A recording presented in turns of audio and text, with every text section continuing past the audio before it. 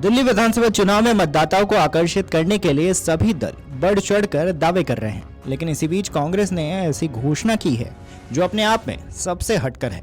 यदि पार्टी इस योजना को अपेक्षित मतदाता वर्ग के बीच पहुंचाने में सफल रही तो उसे लाभ भी मिल सकता है। कांग्रेस ने दलित मतदाताओं को साधने के लिए यह वादा किया है कि वह यदि सत्ता में आती है तो दलितों को 4 धाम यात्रा कराएगी। इस 4 धाम में अंबेडकर की जन्मस्थली, महू गौतम बुद्ध की जन्मस्थली, सारनाथ, बोधगया और रविदास की जन्मस्थली भी शामिल है। कांग्रेस पार्टी अपने परंपरागत दलित मतदाताओं को एक बार फिर से अपने साथ लाने की पूरी कवायद कर रही है। इसके लिए वह अपने दलित समुदाय से आने वाले नेता मल्लिकार्जुन खड़गे की विभिन्न स्थानों पर जनसभा कराने जा रही है। तो इसी कड़ी में उसने दलित मतदाताओं को 4 धाम यात्रा कराने का वादा कर दिया है। लोगों का मानना है कि इससे दलितों में कांग्रेस के लिए आकर्षण बढ़ सकता है। पूर्व सांसद डॉक्टर उदित राज ने कहा है कि अरविंद केजरीवाल ने अब तक केवल दलित मतदाताओं का वोट लिया है, लेकिन उनके लिए कुछ नहीं किया है। केजरीवाल ने पुजारियों, ग्रंथियों को हर महीने वेतन देने की बात कही है, लेकिन उसमें बौद्ध धर्म के धर्मगुरुओं की अनदेखी है और उनके लिए कोई घोषणा नहीं की गई है। यही कारण है कि दलित समुदाय अब उनसे नाराज है और वह उनके पक्ष में नहीं वोट करेगा। उन्होंने कहा है कि दलित मतदाताओं में कांग्रेस की जबरदस्त वापसी हो रही है। इससे पूरी दिल्ली की सियासत भी बदल जाएगी। हमारी आंशिक जीत हुई है। हमने केजरीवाल जी का घर का घेराव इसलिए किया था कि हजारों बौद्ध भिक्षु, रविदास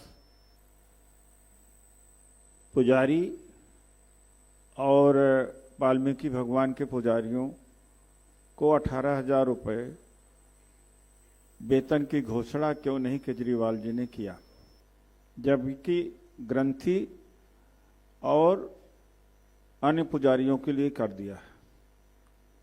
हमारी आंशिक जीत इसलिए है कि हमारे मुद्दे का समर्थन योगी आदित्यनाथ ने किराड़ी की जनसभा में किया। हम ये कह सकते हैं कि हमारे मुद्दे को चुराया भी उन्होंने।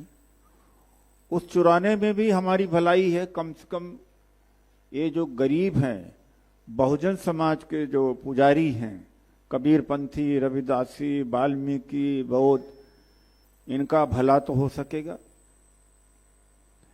और कांग्रेस पार्टी सत्ता में आएगी तो उसमें भेदभाव नहीं करेगी, जिस तरह से केजरीवाल जी ने भेदभाव किया कि ग्रंथी और पुजारी, उनको तो 18,000 रुपये महीने देने की घोषणा तो किया, लेकिन बहुजन समाज के जो दलित पिछड़ों के समाज के जो पुजारी हैं, इनको नहीं किया।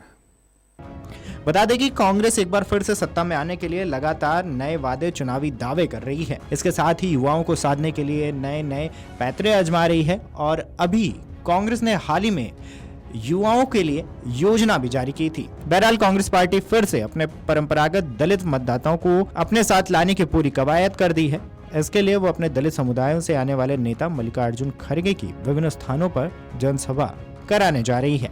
आपको ये भी बता दें कि दिल्ली में चुनाव के बीच इससे पहले पूर्वांचली वोटर्स को लुभाने के लिए भी कांग्रेस ने बड़ा दांव चला था। कांग्रेस ने शुक्रवार को कहा था कि दिल्ली में उनकी सरकार बनने पर पूर्वांचल के लोगों के लिए अलग मंत्रालय बनाया जाएगा। इतना ही नहीं, बजट का भी प्रावधान किया जाएगा ताकि हेल्थ, एजुकेशन समेत उनकी तमाम समस्याओं का समाधान हो सके। बिहार प्रदेश के कांग्रेस कमेटी के अध्यक्ष अखिलेश प्रसाद सिंह, कांग्रेस की सोशल मीडिया विभाग की प्रमुख सुप्रिया श्रीनेत, पार्टी नेता कन्हैया कुमार और प्रणव झा ने पूर्वांचली लोगों से जुड़े मुद्दे को लेकर आम आदमी पार्टी सरकार पर भी निशाना साधा और अलग मंत्रालय का वादा किया। ये सभी नेता मूल रूप से पूर्वांचली हैं। उन्होंने मीडिया को संबोधित करते हुए ये आरोप भी लगाया कि भारतीय जनता पार्टी और आप ने पूर्वांचलियों की अनदेखी की है। बहरहाल एक बार फिर से कांग्रेस ने दलित मतदाताओं को साधने के लिए परंपरागत दलित मतदाताओं को एक बार फिर से अपने साथ लाने की पूरी कवायद कर ली है। इस खबर पर आपकी क्या राय है, हमें कॉमेंट करके जरूर बताएं। Video desk amarujala.com।